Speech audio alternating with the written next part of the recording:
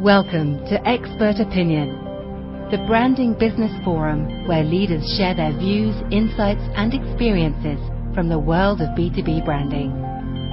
And now, here's your host. Hello and welcome to Expert Opinion. I'm Michael Dula. We're joined today by world-renowned illustrator Paul Waring. Paul Waring's illustrative work has touched the world's greatest brands, including Herman Miller, IBM, Fortune, Bang & Olufsen, the Royal Bank of Scotland, Harvard Business Review, and the Wall Street Journal. Whether it's his large-scale installations at General Mills, his multitude of imagery for luxury retailer Neiman Marcus, or his worldwide campaign for United Airlines, one thing is for sure, Paul's distinct artistic touch can be seen around the globe. Paul joins us from London. Paul, welcome. Well, thank you, Michael. It's very nice to talk to you. Yeah, it's good to have you here, Paul. Great to be here. As an illustrator, Paul, an artist, an image maker, can you describe a little bit the look of your style for our listeners? That's probably the toughest question ever. It's always describing something across on an audio that's a very visual thing, but I guess the essence of it is it has a contemporary look. A lot of the influences that arise in my work come from, I guess, mid-centuries type of styling. So my interest in things like Charles and Ray Eames type furniture, some of the artists who are working in that period come through in my work in one way or another. What I guess it has a kind of familiarity in one respect, but a freshness, and hopefully bring another freshness to it in another way. As with a lot of things, influences come from childhood, and I made things all the time as a kid. It was very interesting. Recently I went back to my mum's home. She was clearing out a lot of stuff, and there were craft books that I'd worked with, things to do with paper sculptures, and I couldn't believe it. I saw stuff there that echo now in my work now, and it's funny how things like that kind of come through. And that was a period in the 60s, so a lot of the styling that you may see in my work now is still reminiscent of some of the things that I was doing then. So it's peculiar how things from a while ago crop up in your work nowadays. Tell us a little bit about your creative process. Do you create for yourself, or do you create for your client's audience? How do you create? They tend to mix. They tend to merge. A lot of it will be, I love making imagery. I love making images, and I always have. Since as long as I can remember, I started making things, drawing, and so I've always had that in me. So I produce work for myself, whether or not it's, has an application anywhere or not.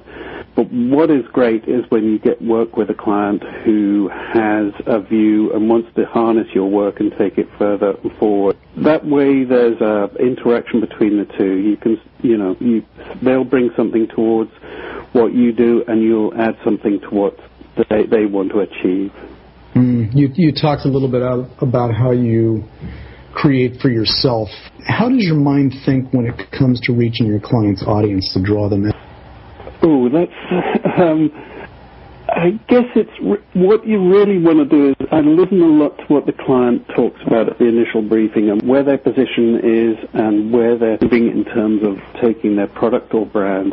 And so listen to a lot of that and look at what's going on in the existing market with their competitors and try and then do something which it doesn't repeat some of the things that other people do.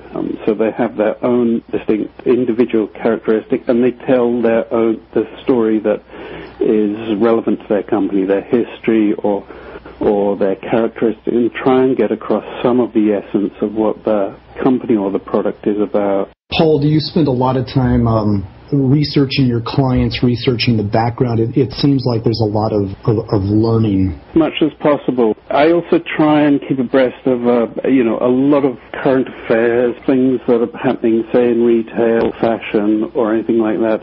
In a previous life, or alongside all of the illustration I did, I used to work as a design consultant, advising retailers on trends, colors, products they should be developing. That involved, going around the world, basically looking at what everybody was doing, and it also involved going to various trade shows to see what the the newest colors that were coming in were, and reading a lot. So that kind of background feeds into what I do now, as well as the artistic and creative side, which may be more personal to me. There's also an awareness of the more commercial aspects and social trends that seem to be, manifesting themselves across a broader spectrum of areas. Paul, you talked a little bit about color and trends in color. How does color play out in your work, and how does color influence, your thoughts, conveying imagery? For me, color is absolutely key. And taken back to one of my first art history teachers, a fantastic, charismatic man who basically in his lectures would tell you color is the first thing anybody sees. And essentially, I think he's right. After that, you see form and then line. And so it's key for me. One of my earliest trainings was actually being trained as a textile designer, a print textile designer. And color is so key in that area.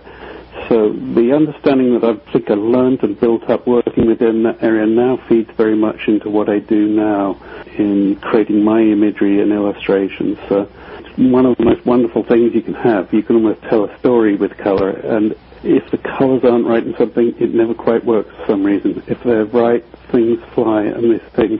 And you'll see how much care people put into that when they apply it to areas of business like branding, the enormous amount of energy and focus on detail that people do in trying to get people to have their individual look, an individual color, an individual stamp. When I look at your illustrations, there is color harmony and balance and color complexity that happens throughout your illustrations. And it does seem fundamental when I look at a Paul Waring illustration, whether you're using 3 colors or 100 colors, there's a certain harmony that takes place. Does color come naturally when you put it down? Do you go through a lot of experimentation? How do you arrive with the final color balance? When I work, what I tend to do is everything is generated in computer, and I work almost exclusively in computers now. So when I begin a job, I'll bring into the file that I'm working in, I'll bring in several pieces of work that I think relate. I'll bring in images and colors and things that I think are pertinent to that particular job, and then I'll just begin playing. A lot of more conceptual work. I don't have an overall idea of where I want to get to, but I don't have a specific idea. So there's a degree of playing around with things and drawing things, and so that you can take things from, fairly crude coloring into very subtle coloring, and it gives the work or the sense of the work a very, very different feel, whichever way you skew it.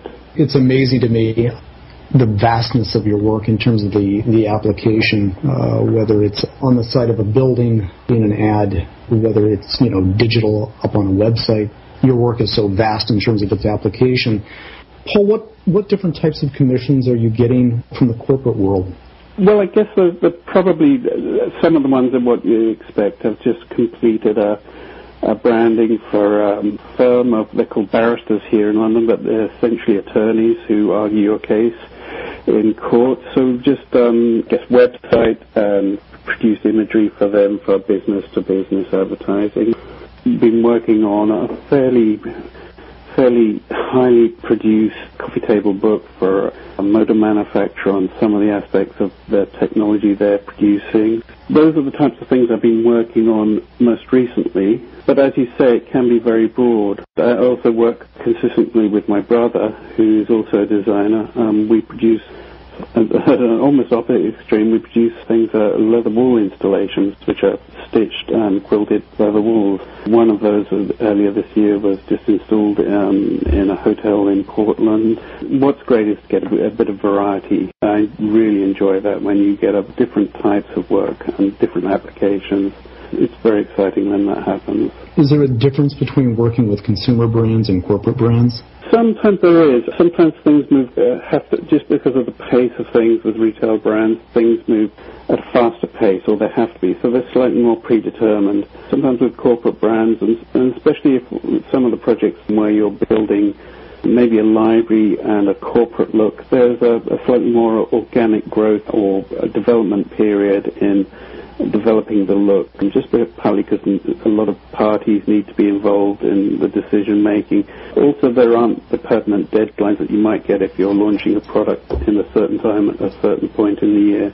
So sometimes that get a little bit gentler, and it can be a little bit more, I guess, of a consultation and back and forth between the various parties. Well, when I look at your illustrations, I can derive so many stories and ideas that pour out of your imagery. When I look at your illustrations, whether they be more minimalistic, whether they be more complex, each one seems to hold a story. When you think about storytelling throughout your work, how big of a factor does it play through your work? I think it's quite a big factor.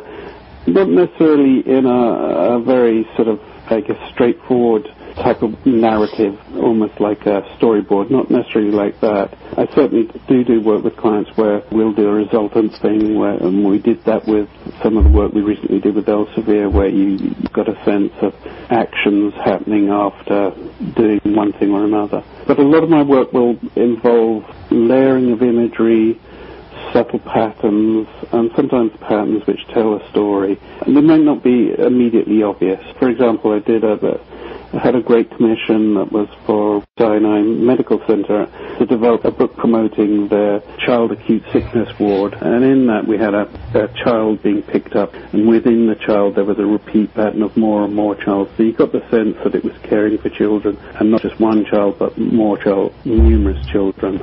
Sorry, that sounds a bit gobbledygook there. Didn't really flow off the tongue too well.